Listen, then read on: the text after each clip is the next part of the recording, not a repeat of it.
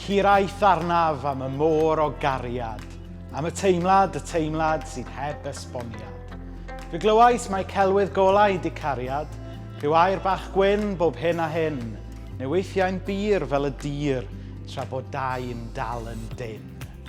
Fe glywais am gariad fel y moroedd, tosturiaethau fel y llu, ond mae'n teimlo'n bell i bererin sychedig, sy'n crwydro'r anial dir, ac yn rhyw ddisgwyl yr hedd na wyr y byd amdano. Ar gyfer heddiw'r bore'n faban bach, daeth diwdod mewn baban i'r byd. Y gŵr wrth ffynon Jacob eisteddodd i lawr a gwneud lle i'r casglwr trethu, offeiriad, plant, merched y stryd, gan ddweud fod lle wrth ei fwrdd i bawb ddod ynghyd. Dyma ffrind i'r rhai sydd ar goll.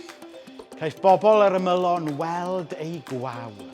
Dyma'i gleifion feddyg rhad, lle roedd e'n gynt yn ddall cael weld yn awr. Dyma Iesu newid stori'r rhai sy'n gaeth.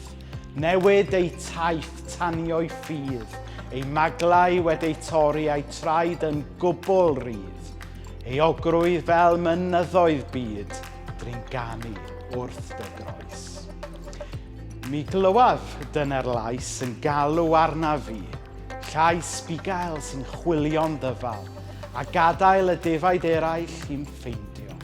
Fy nghodi o'r pylloedd dyfnaf, fy ngwisgo a gwerth, fy nghyfarch a gwen, rwy'n dy garu dyn llwyr, tyrd i'r bwrdd.